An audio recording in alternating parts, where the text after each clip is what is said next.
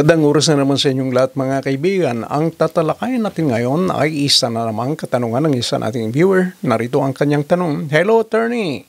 Sana mapansin ninyo ang aking katanungan. Ang aking lolo at lula ay may 2 anak. 3 ang apo nila sa panganay nilang anak. Ang aking tatay ang bunso na anak ng aking lolo at lula. At nag-isa akong anak.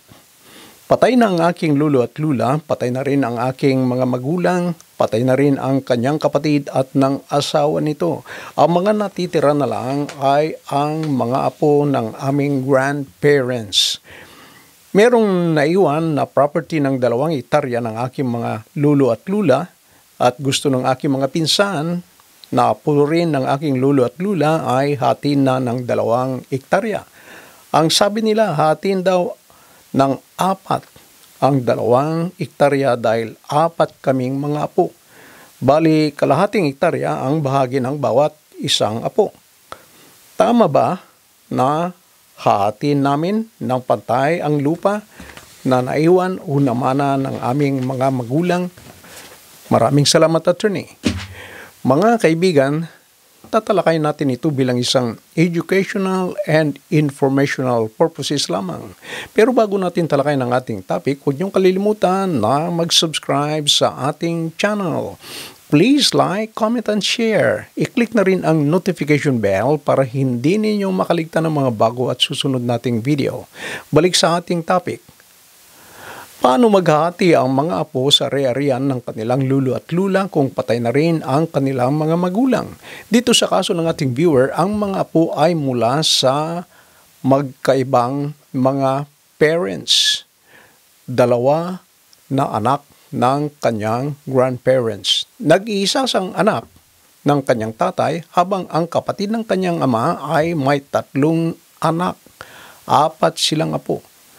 Tama ba na ang 4 na apo ay maghahati ng parehas, pantay, sa property ng kanilang lolo at lula? Kung susurin natin ang kaso na matay ang lolo at lula, dahil walang information kung meron silang iniwan na will, testamento, huling habilin, ipagpalagay na lang natin na wala silang will.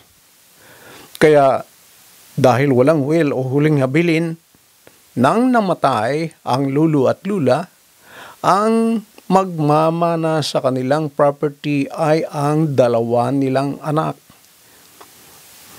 Ito ang sabi ng provision ng Civil Code tungkol dito, Article 980. The children of the deceased shall always inherit from him in their own right, dividing the inheritance in equal shares. Ang mga anak ng namatay ay laging magmamana sa kanya sa pamamagitan ng paghahati sa mana sa pantay na share.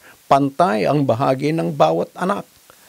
Dahil dito, 1 hektarya sa tatay ng ating viewer at 1 hektarya din ang mapupunta sa kapatid ng kanyang tatay. Dahil patay na parihas ang mga parents ng ating viewer, ang 1 hektarya na mana ng kanyang tatay ay kanyang mamanahin. Samantala dahil patay na rin ang kapatid ng kanyang tatay at ng asawa nito, ang kanyang namana na 1 hektarya ay mamanahin at hahatiin ng kanyang 3 anak. 3 na pinsan ng ating viewer. Ito ay naayon sa Article 980 ng Civil Code na gaya ng sinabi natin kanina, ang mga anak ng namatay ay laging magmamana sa kanya sa pamamagitan ng paghati ng mana sa pantay na share.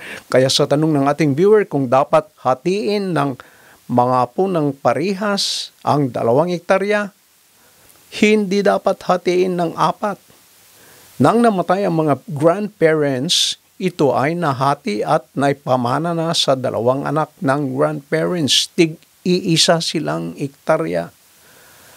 Dapat ang 1 hektarya ay hatiin ng 3 apo. Ito yung anak ng kapatid ng tatay ng ating viewer. Mga pinsan niya. At ang 1 hektarya na namana o na-share naman ng kanyang tatay ay mapupunta bilang mana ng ating viewer dahil nag-isa siyang anak ng kanyang namatay na mga magulang. Sa madaling salita, ang parte swerte ng ating viewer ay 1 hektarya dahil ito ang share ng kanyang tatay at ang 3 niyang pinsan ay maghahati sa 1 hektarya na mana ng kanilang namatay na magulang. Mga kaibigan, hanggang dito na lamang ang ating talakayan. Sana meron kayong napulot na kaunting kalaman sa ating discussion. Hanggang sa muli, bye-bye!